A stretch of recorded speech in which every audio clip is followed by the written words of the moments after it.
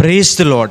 I greet you very good morning in the precious name of our Lord and Savior Jesus Christ. మన ప్రభువును రక్షకుడైన యేసుక్రీస్తు నామంలో మీ అందరికీ శుభాలు తెలియచేస్తున్నాను. ఎలా ఉన్నారు మీరంతా? బాగున్నారా?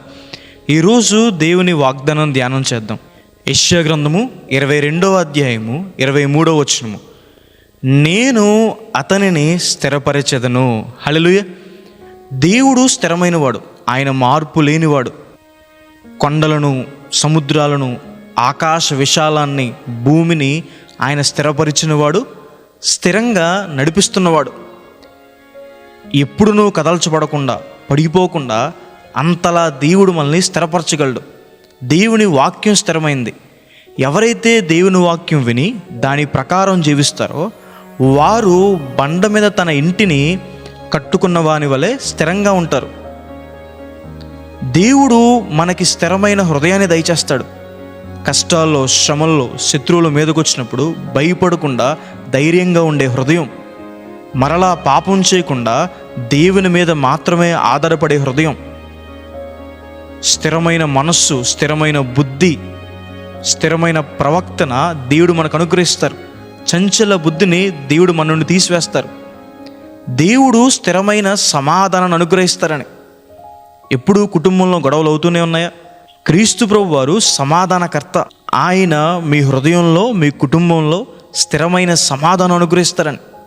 దేవుడు మన చేతి పనిని స్థిరపరుస్తారు. ఒక సరైన జాబ్ లేక ప్రయాసపడుతున్నారా? దేవుడు మీకు స్థిరమైన పనిని అనుగ్రహిస్తారు. మీరు చేసే పనిని దేవుడు స్థిరపరుస్తారు. దావీదు సింహాసనాన్ని సదాకాలం స్థిరపరిచిన దేవుడు.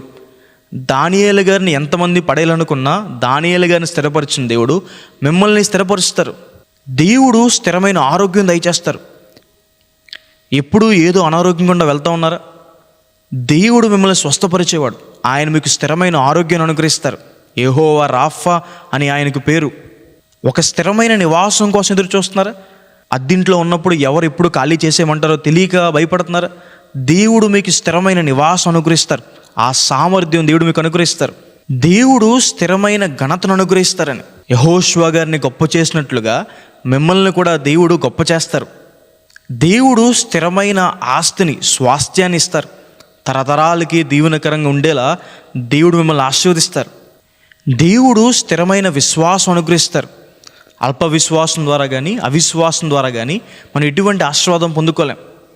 భక్తిహీనులు కానీ, అనీతిమంతులు కానీ దేవుని నుంచి ఆశీర్వాదం పొందుకోలేరు. కానీ స్థిరమైన విశ్వాసం ఉన్నవాళ్ళు దేవుని నుంచి విశేషమైన అద్భుతాలు పొందుకుంటారని. దేవుడు స్థిరమైన నిరీక్షణ అనుగ్రహిస్తారు. ఈ నిరీక్షణ మనల్ని సిగ్గుపరిచేది కాదు. ఈ లోకాన్ని మనం విడిచిపెట్టిన తర్వాత పరలోక రాజ్యంలో నిత్యము ఆయనతో పాటు ఉంటామన్న నిరీక్షణ.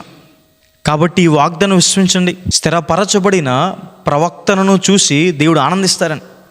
దేవుడు మిమ్మల్ని స్థిరపరుస్తారు. అన్ని విషయాల్లో కూడా దేవుడు మిమ్మల్ని స్థిరపరుస్తారు. ప్రార్థన చేసుకుందాం. సర్వశక్తిమంతుడా, జీవం గల దేవైసయ్యా, ప్రభువా మీకు వేలాది వేలాది వందనాలేసయ్యా. ఈరోజు ఎవరైతే ఈ వాగ్దానం విశ్వాసం ఉంచుతున్నారో ప్రభువా వారి జీవితంలో మేల్చండి, స్థిరపరచండి అయ్యా. స్థిరమైన ఆరోగ్యం దయచేయండి, స్థిరమైన నివాసం దయచేయండి, స్థిరమైన ఆత్మీయతతో నడిపించండి, స్థిరమైన ఆశీర్వాదం దయచేయండి, స్థిరమైన ఇంటిని దయచేయండి. అన్ని విషయాల్లో వారిని స్థిరపరచండి, వారి చేతి పని స్థిరపరచండి, వారి పక్షాన మీరు ఉండమని కృప చూపించమని యేసు నామమున వేడుకుంటున్నాను తండ్రి. ఆమేన్. God bless you.